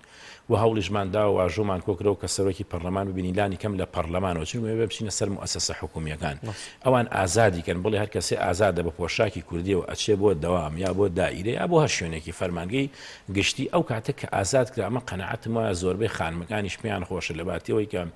پۆشاکێکی کوردیەکە و ساڵی 2 جار بیکاتە بەری لەوە چی ئازاد بێ ساڵە 10 جار بیکاتە بەری کە ئازاد کرایتر باوەڕ ناکەم ئەو کاری ئێمە بمێنە کە ئێساکی ئەو خەمخۆری بمێنە کە ئێسمە خەممانەیە بۆیە داوا لە سەرۆکی پەرلەمانەکەم داوا لە سەرۆکی حکوومەتەکەم داوا لە سەرۆکی هێرێمی کوردستانەکەم تەواوی لایەنە پەیوەندیدارەکان کە پەیوەندیان بەم بوارەوە هەیە بە هەمومان کار بکەین بۆ هەڵوەشاندنەوەی ئەو بڕیاری کە لە ساڵێکا ڕۆژێک ئێمە جلی کوردی لەبەرکەین دەکری ئێمە جلی پۆشاکی کوردی وەکو زمان بناسێنین بە تەواوی نەتەوەکانی جیهان و لەگەڵ ئەوەشدا ئێمە کۆمەڵی پەرلەمانتارمانەیە لە بەغداد ئێمە کۆمەڵی پۆستی گرنگمانەوەکو سەرۆکۆماری عێراق باشە بۆچی سەرۆکۆماری عێراق سەردەمی غازی عەجیلیاوور وە دەستداشە و ئەگالواتە سەر کورسی حکوم بۆچی ئیسە سەرۆکۆماری ئێمە کە ڕێز و احتراممانەیە بۆی بۆچی لە ساڵێکا هیچ نەبێت 10 جار بە پۆشاکی کوردیەوە دەرنەکەوێ ئەن پەرلەمانتارەکانمان خۆمە پرۆژەیەکمان تەقدیم کرد بۆ پەرلەمانی کوردستانمان 110 ئەندام پەرلەمانتانەی ئێستش پێیان ئەڵێم ئێمە ئامادەین 110 قاتی کوردیان بۆ بکەین وەکو یەکێک لە چالاکیەکانی ڕێکخراوی ڕەشماڵ بۆ ئەوی لانی کەم لە مانگێکە 2 جار بە پۆشاکی کوردیەوە کۆ ببنەوە ئێوان کە کۆنەبنەوەی تەو خەڵکەش تاوانی چی ینی ئەوەی کە جیلێک ئێستا پێگا من چۆن ببینێ وا منە ناسێت پەرلەمانە بینێ بە چاکەت و پانتۆڵەوە سەرۆگاتی حکوومەتە بینێ بە چاکەت و پانتۆڵەوە سەرۆگاتی هەرێمی ئێستا ئەبینێ بە چاکەت و پانتۆڵەوە وەزیرەکان ئەبینێ بە ئیتر ینی چاو لە کێ بکە و ئەزانێ ڕەمزی ئەم وەزارەت و حکوومەت و خوێندنگا و هەتا بوارە ئاینیەکانیش ینی مامۆسانی ئاینی سەمان لات و زۆربیان چاکەت و پانتۆڵیان لەبەرای لەژێر ئەمام و جبەکەوە پۆشاکی کوردیان کەم کردوێتەوە بۆین باخە بەسن کە لە کاتێکا تۆ مامۆسای ئاینی سەردەمێ بوو لە ئێمەت حرامە کرد ئێستا بۆچی تۆ بێ خۆت کە ڕەمزێکی ئاینی و نەتەوایەتی ئەو پۆشاکە ڕەسەنەی کە باوباپیانی ئێمە و شاعیر و ئەدیب و مامۆسا ئاینەکان کردویانە تۆ نایکەیتە بەر لەبەرەوە قەیرانەکە لێوە دروست بوو ئێمە هاوڵاتی شەرخەم خواردن زۆر باشە دوێنێ چالاکیەکتان هەبوو لەگەڵ نەخۆشانی تالاسیما راپۆرتێکمان بۆ ئامادەکردن و کاوکارمان ئەردەڵان محەممەد بۆی ئامادەکردوین بینەرانی عزیز بە بینەری ئەو راپۆرتە بین دوزار دەگەڕێنەوە سەر بابەتی جلی کوردی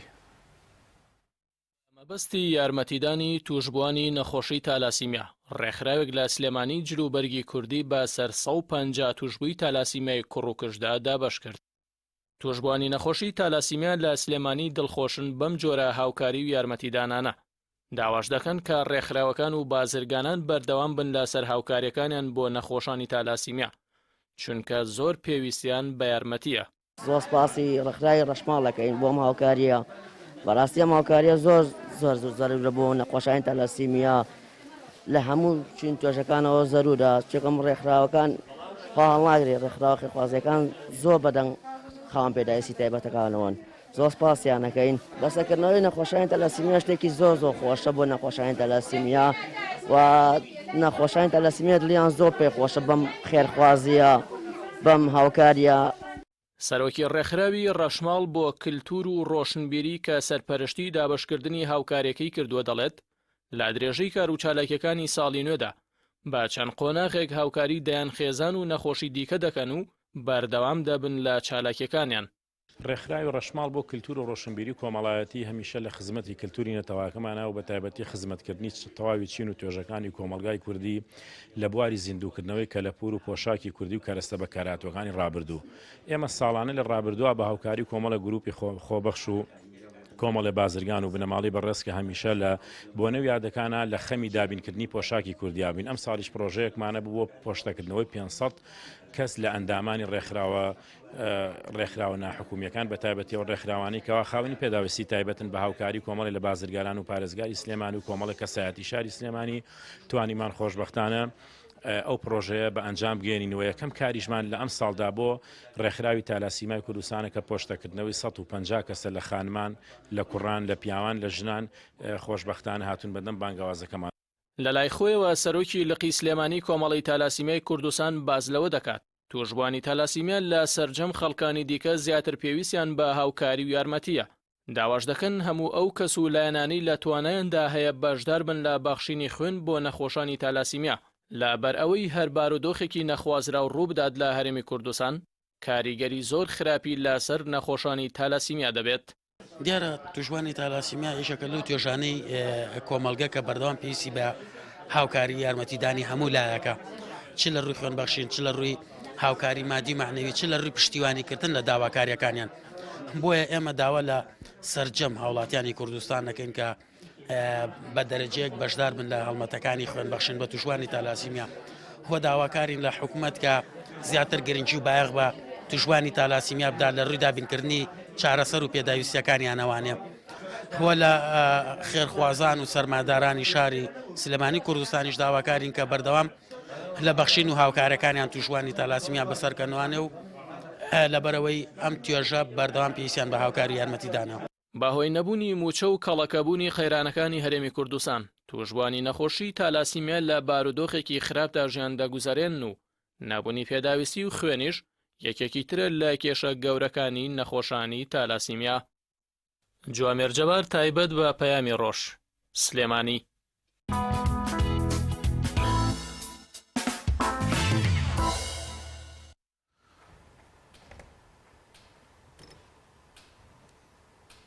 دەستخۆش بۆ هاوکارمان جوامێر بۆ ئامادەکردنی و راپۆرتە کاکشێک دەگەڕێمەوە لای بەڕێز لە راپۆرتەکەدا ئەوە بەدی دەکرا کە نەخۆشانی تەلاسیمان زۆر دڵیان بۆ کارە خۆش بوو. هاوکاریکردنی کەسانی دەستڕۆشتی بۆ ڕێکخراوەکە تا چەند کاریگەری ئەوەی دەبێت کە ئێوە زیاتر خزمەتی خەڵکانی دیکە و کەمەندامانی دیکە بکەن. خۆتان زانی سە حکوومەت هەرێمی کوردستان لە قەیرانایە و هاوکاری هەموو هەتانەک ڕێکخراوەکان کارمەندەکانی خۆشی ڕاگرتووە. ئەوە شتێکی معلومە. بۆیە ئەمە زیاتر پشتمان بەستۆ بە با بڵین داهاتی ئەندامەکانمان کۆمەڵێ بنەماڵی بەڕێز وە کۆمەڵێک لە بازرگانان و کاسبکاران و خێرخوازان و لەم پرۆژە بیزاد پارێزگاری سلێمانی کاگەواڵ و بەکر سوپاسێکین هاوکاری کردوین پشتمان بۆیان قایمە. بۆیە داوایان لێ یەکەم ببینن ئەو دڵخۆشی و دڵشادی لە کاتێکا ئێمە چین لە ڕێکخراوێکی وەکو تالاسیما کە پێویستە و واجبە لە سەرشانی ئێمە ناڵێنەمە خێرە ناڵێنەمە هاوکاری ئەمە ئەڵێن ئەمە بەخشینی پۆشاکێکە بە خوشک و براکانی خۆمان ئەوانیش بەوە زۆر دڵخۆش بوون. ئەتوانم بڵێم ئەو هاوکاری و یارمەتی ناوی ئەنێ هەر شتێکاری مرۆی خێر حەسەنات سەدەقە گەیە ئەو شوێنەی کەمە بەسییانە ئەم ئێوارێش سەعات سێ ئەچینە خزمەتی کورتە باڵاکان کە پۆشتەکردنەوەی 110 کەس لەوانە و لە هەفتەی داهاتوویژە ئەچینە خزمەتی ڕێکخراوی کێتی کەمەندامان کە 150 کەسن دوای ئەوە نابیساکان و دوای نەخۆشی دەرونیەکان. بۆیە داوا لە خێرخوازانەکەم هاوکارمان بن پشتیوانمان بن دڵنیاتانەکەین ئەوەی کە ئێوە ئەیدن ئێمە بە زیاد دەوری خۆشمانی خینە سەر هەموو یەخینە خزمەتی ئەم پرۆژە کە پۆشاکی کوردی پۆشاکی شەرعیە و ئەشبێتە مای دڵخۆشی هەموو ئەو کەسانە کە خاوەنی پێداویستی تایبەتنەوە ئەرکێکی سەرشانی ئێمە لە ڕووی ئاینی و کۆمەڵایەتیەوە خزمەتیان بکەین. زۆر باشە کاک شێخ ئەمەی کە ئێوە خزمەتی ئەم چین و توێژە جیاوازانە دەکەن ڕاستە ئەمە بە جۆر لە جۆرەکان هاوکاریکردنێکی مادیە بەڵام بە دیوێکی دیکەرە پاڵپشتیە ئەوان دەکەن لە ڕووی مادیەوە دەتانەوێ ئەو پەیامانەی کرد بیگەێنن لەوەی کە لەوانەوە دەستان پێکردووە و پێشنیاریش هەیە بۆ پەرلەمان ئەو پەیامە گرنگە چیەکەوە بەم شێوازەتان نوێ بیگەێن بە هاوڵاتیان بەگشتی وە دەستگا ئەمنیەکە دەستگا حکومیەکان ڕێکخراوەکانی دیکە. ئێمە پەیاممانۆک و پێم وتی زیندووکردنەوەی کللتوری نەتەوایەتیە هەمیشە هەوڵمان داوە ئەو سەرچاوی داهاتە کە سەرف ئەکرێ لە پێناوی هێنانی پۆشاکێکی با بڵین ڕۆژ ئاوایی یا ڕۆژ هەڵاتی بۆ ئەم وڵاتی ئێمە لانی کەم بەڵێ قوماشەکان لە وڵاتی خۆمانە دروست ناکرێت بەڵام خستنە گەڕی هێزی کارە با ئێمە ئەو سەرچاوی کە ئەو داهاتی ئەچێتە دەرەوەی وڵات بۆ دوورینی پۆشاکێکەوە هیچ پەیوەندی بە نەتەوایەتی ئێمەوە نییە لە وڵاتەکەی خۆمانە کۆمەڵە بەرەگدور لە خانمان لە کوڕان کە لە ئێستا داتوانم بڵێم هێزی کار لە وڵاتی ئێمەدا لاوازە یعنی ئێمە تەنیا ئامانجمان زیندووکردنەوەکەن یا ئامانجمان زیاتر بەهێزکردنی سەرچاوی داهات و ئابوووریە بۆ وڵاتەکەی خۆمان بۆ گەنجەکانی خۆمان چونکم ئەو پارەی کە ئێمە ئەی ڕۆژانە ئەیدەین بەم پۆشاکانە یا بە دووراوی یا بە نەدوراوی هەمێشتەوە گیرفانی تاک بە تاکی کۆمەلگای کوردی ئەوەش خزمەتێکە بە ئەوان وە لەگەڵ ئەوەشدا ئێمە زیاتر ئامانجمان خزمەتکردنی ئەو چین و توێژانن کە زیاتر پێویستیان بە خۆمانە یعنی خۆکرێت تۆ دیاری ببەخشی بە هەموو کەس بە دەوڵەمەنێکیش چونکە ئینسان ئەگەر سوپاسگوزاری خەڵکینی بە سوپاسگوزاری خودداش نییە بۆیە من ئەوەی کە زۆر لێرە جێی مەبەستە تیش بخەمە سەری من زۆر بازرگانی بەڕێز کە بە حەجمی گەورەش هاوکاری کردوم هەتا پێم و تۆ باوەسڵێکت بۆ بکەم کە تۆ ئەم ئامانەتە داوە بە من و تۆ دیکاکە نە ناوم بێنە نە باسم کە ئێستش لێرە ئیجازیان داینا باسی هەمویانمان کرد زۆر سوپاسیانەکەم خوای گەورە هەزار ئەوەیەکیان باتێ بەڕاستی لە ناو میلەتی ئێمە خەڵکانێک ماوە زۆر لەوە باشتر و چاکترە کە ئێمە دەرکی پێ ناکەین ئێمە ئەم ڕێکخراوە کە دامان ناوە لە ئێستادا حکوومەت هێرمی کوردستان ئامادە نیە هیچ کاتی هاوکاریمان کاوە ناشتوانێت گلەی لێ ناکەین ئەوە لەسەر پێی ئەو پیاوە مرد و خانمە بەڕێزانەیە کە لە گیرفان و لە دەمی خۆیانەگرنەوە بۆ ئێمە بۆیە سوپاسیانەکەم دەسۆشیان لێکەم بۆ 2 بار و 3 بار و 100 بار ئەوەی کە هاوکاریزانەکە کاکشێخ لە ڕۆ خێرخوازیەکەەوە هەستی دەجوڵەیە ئەویش مهامی ئەوەی هەیە ئامانجی ئەوەی هەیە لەوەی کە جلوبەرگی کوردی پەرەی پێ بدرێت من هەتاکو ئێستا لە ڕوە مرۆیەکە وەڵێم یەک کەس هاوکاری منی نەکردووە مەرجی هەبێ لەسەر من یعنی وتبێتی من ئەم مقدارە پارەیە ئەم تۆپە قوماشەیە ئەم قاتەجلت ئەدەمێ من برادری وا هەبووە لە بازارە 80 قاتی کوردی کوڕانی داومەتێ ئێوتمە با ناوت بێنم سوپاست کەم لانی و دەدیم باسم نەکەیت بەڵام ئەویش هەدە کە من پرۆژەکەم بۆ باس کردوتمە هەوڵی زیندووکردنەوەی پۆشاکی کوردی ئەدەم بۆی سەرچاوی ئابووری ئەم وڵاتە لە کاتێکا کۆمەڵێ بازرگان و دوکانی زۆرمانەیە باڕووکەنە پۆشاکی کوردی پرۆژەکەی بەدڵ بووە بەڵام لەبەر خاتری پرۆژەکەی خۆی هاوکاری منی نەکردووە لەبەر خاتری خێرخوازیەکەی و لەبەر بەدەمەوە هاتنی ئەو پرۆژەیە کە بۆ کۆمەڵێک کەسانە دڵخۆش و دڵشادیەکەین تۆ گەر ببینی دوێنێ و پەیامنارانی ئەوە لێ بوون ئەو خەڵکانی کەوا خوشک و برای ئێمە نەخۆشی تالاسیمانەیە بە ڕەنگێکی جوان و بۆ پەڕی خەندەوە هاتون پۆشاکێکیان وەرگرتەوە بۆ ئەم بەهارە یعنی قەنەعەتم وایە تەنیا کەسێکیان دوعایەکی بۆ بکاو دەستی گەوەرسێت و لای خوای گەورە دوعای گیرابێ بەشی هەزاران ساڵی بکە بۆیە داوا لە خێرخوازانەکەم بەردەوام بن لەم کارە ئێمە ساڵانە ئەمیشەمان بەردەوامە لێتان ناشارم ئێمە یەکەم جار بۆ 15 کەسمان کردووە لە ساڵی 2016 بوو یا 2015 بوو دوای بوو بە 7 کەس دوای بوو بە 207 کەس دوای بوو بە 350 کەس خۆشبەختانە ئەم ساڵ بوو بە 500 کەس خەڵکیش هاتۆ بە دەمانەوە بەڵام کەم و کەسێکمان هەیە داواکارم هاوکارمان من چونکم ئێمە هەر دوێنێک کە تالاسیمای سلێمانی 150 کەسمان دابەش کردووە برایانی تالاسیمای سەی سادق و هەڵەبجەش تەلەفۆنیان بۆ کردومەی بەشی ئێمە بۆ نادی ینی کاتێک کە داوا ئەکەن خۆم بکین ئەمە دیارێکی بچووک بێت بەڵام ئەوە دڵخۆشە بەدەمەوە هاتنەکەی بۆیە بڕیارم داوە چوومەتە ژێرباری ئەوەش بە دڵنیام ئەم ڕۆژ هەم دیست تەلەفۆنمان بۆ دە لە ڕێکخراوەکانی کەوە داوا لە تەواوی خێرخوازان و بازرگانانەکەین بەڵێ ئێمە پرۆژەکەمان بۆ 500 کەسە بەڵام تا ئێستا ئەتوانم بڵێم لە 800 کەس تێپەڕیوە لە بەرەوە کەم و کەسر و کورتێکمانێ داوایان لێکم بێن بەدەمانەوە تا بتوانین زۆرترین خەڵکی ئەم وڵاتی خۆمان دڵخۆشکەین بە پۆشاکی کوردی زۆر باشە کاکشێخ دوپەیامت چییە بۆ خەڵک بەگشتی کە هیچ هەر لە بەهاریشا پابندن بەجلی کوردی و بەردەوام لەبەری بکەن ئێمە خۆتان نەزانی کاتێک کە گفتوگۆ ئەکەین بە زمانی شیرینی کوردی کاتێکمان نییە یا ساتێکمان نییە هەموو کات و ساتێ بڵین واڵا و دەرگا کراوەیە بۆی بە زمانی کوردی بدوێن لە هەموو کۆڕ و کۆمەڵ و مەجلیسەکە لە مەجلیسی ئاینی و لە مەجلیسی نیشتیمانیات تەمەناکەم پۆشاکی کوردیش وەکو زمانمانی لێبێت بۆ هەرکوێ ئەچین لانی کەم لە کەناڵەکانی ڕاگەیاندن من زۆر گلەیم لە ئێوەیە کە ئێستا لە خزمەتی ئێوەدام لە ئێوە با دەست پێ بکەین با لەمە دوالانی مانگێ 2 ڕۆژ دابین بۆ پۆشاکی کوردی پەیامنێرەکانتان هەواڵ خوێنەرەکانتان یا جەنابتان کەوا خەریکی ئەم کارن کامێرەمانتەکانتان چونکە من نەبینم مامۆستا عەلی باپیر کە سەرکردەیەکی سیاسی و ڕابەرایەتی ئەم لایەنە سیاسیە کە هەمیشە بەجلی کوردی و جامانەوە کە جێی شانازیە بۆ ئێمە ئەو ڕۆژەی من لەبیرم دێ کە لە زیندان ئازاد کراوە کە جێی شانازیە بەو جلەی زیندانەوە نهاتەوە پۆشاکی کوردی و جامەدانەیە هاتوتەوە ئەکری ئێوەش ئەندامەکانی شاو لۆ بکەن بەس شاو لێ بکەن بەسمانە بەس شاو لۆ بکەن بەستان ئەمە وەکو من کەسایەتیە زۆر سوپاسێکم یەکێکیشە لەو کەسانە کە پشگیریان پرۆژەی ئەمێکرۆ من بە خزمەتی گەشتم کە خەریکی کارێکی وام زۆری پێخۆش بۆ دیدی پێشم باشە باش بۆ سەرکردەکەی ئێوە وایە لە زۆر شتا چاوی لێکەن لە هەڵسوگەوت لە وتنا لە تەقلیدی قسەکانیان لە شوێنکەوتنی بەرنامەکەی بەرنامەکە لە پۆشاکی کوردی چاوی لێ بکەن بابێتە مای شانازی بۆ ئێمە دڵخۆشی بۆ ڕێکخراوەکە چونکم ئەگەر فراغێکی نەبوونی جلی کوردی نەبێ من ئەبوو بوو لە ناو کوردەواری ڕێکخراوێک دابنێم داکۆکی لە مافی نەتەوایەتی و کللتوری بکەم دیارە فراغێگەیە تەمەناکەم لە چەند ساڵی ئایندەیە منم ڕێکخراوم پێداخێ لە بۆی بڵێنێمە تەواو کوردی چۆنۆکو ئێوە ناوەکەی خۆتان لە پاشگیری ئیسلامی لێکرۆ بە دادگەری کە ئێمە نەتەوەیەکی مسلمان و ئیسلامی مبارەک بەیان لێکەم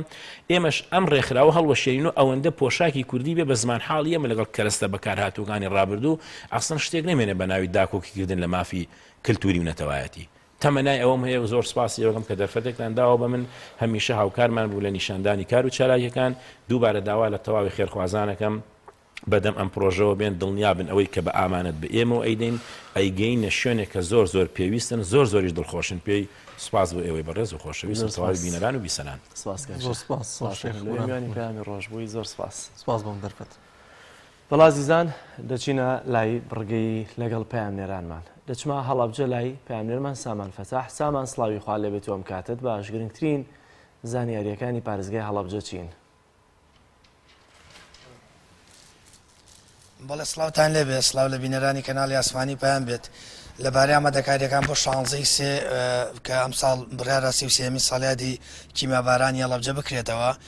لەلایەن ژمارەیەک لە دیزاینەران و وێنەکێشانەوە ژمارەیەک لە دیزایانی تایبەت بە 33 ساڵیادی کیمیاباران دروست کراوە لە ئێستادا سەرقاڵی هەڵسەنگاندنی دیزاینێکین کە بگونجێک لەگەڵ 33 ساڵیادی کیمیابارانی هەڵەبجە لە ئێستادا سەرقاڵی و بابەتن و لەلایەن لیژنەیەکەوە هەڵسەنگاندن بۆ دیزاین و بۆ لۆگۆکان دەکرێت کە باشترینیان بۆ 33 ساڵیادی کیمیابارانی هەڵەبجە هەڵدەبژێرێت من ئێستا لە بەشی ڕێنمایی کشتتوکاڵیم لە هەڵەبجەوە سەر بە کشتتوکاڵی بەڕێبەراتی کشتتوکاڵی هەڵەبجە لێرە خولێکی تایبەت دەکرێتەوە بۆ جوتیاران و باخەوانەکان و لە ئێستادا لە پشتی بنەوە لە وڵی کە دەبینن لەلایەن کەسانی شارەزاوە ڕێنمایی تایبەت بە جوتیار و باخەوانەکان دەدرێت بۆ ئەوەی کە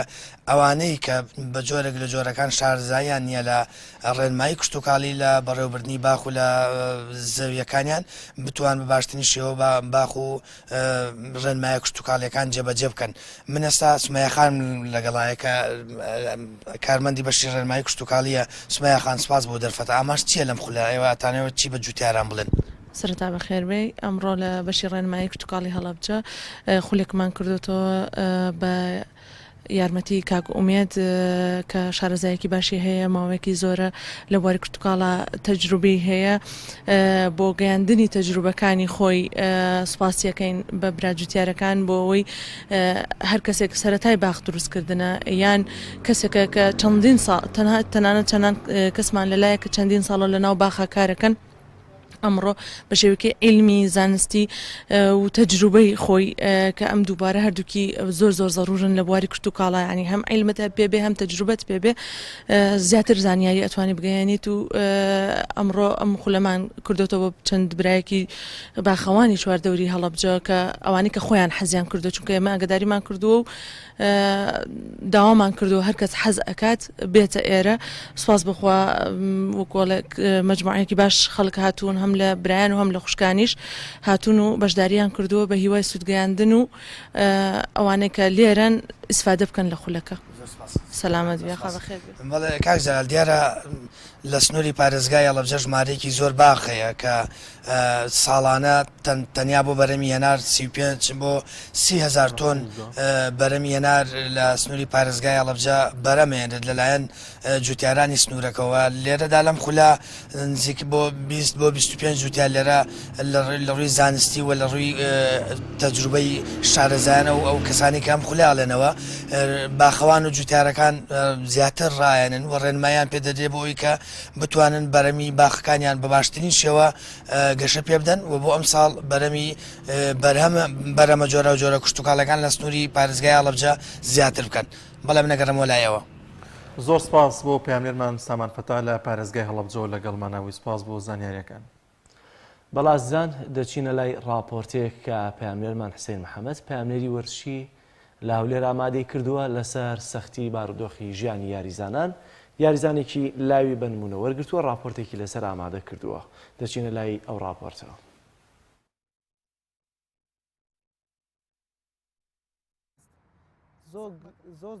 ڕەوا عەبدوڕەحمان یەکێکە لەو بەهرەمەندانەی لە ڕێگەی خانەوادەکەیەوە زۆرترین قوربانی داوە تاوەکو بگات بە خەون و ئاواتەکەی، بەڵام تەواوی هەوڵ و کۆششەکانی تەنها بۆ ماوەی چەند ساڵێک درێژەی هەبوو کە توانی لە سەرەتای تاقیکردنەوەکەیدا لەگەڵ هاوڕێکانی یانەی بروسک بکەنە خاوەنی نازناو و هەندرێنیش لە ترس و لە ڕاوکەیدا بەزین بە ئاستە بەرزەکەی دەرباز بکات. سەرەتا من وەک خۆت ئەزانی ماڵم لە ڕانێ بوو، بەڵام بەهۆی ئەوەی کە ئەکادمیای ڕاڵپور کرایەوە لە هەولێر بە باوکم وتم باوکە ژیان ئەم ئەکادیمیا لە هەولێر کراوەتەوە لە عیبەکان یعنی ئەتوانن بەهۆی ئەم ئەکادیمیەوە بچنە ئەوروپا. بەم شێوە باسم کرد بۆی ئەوی ژووتی مادام شتەکە وایە ئینشەڵا لە چەند هەفتەی داهاتوو ئەو کاتە وایوتی ئەڕۆین.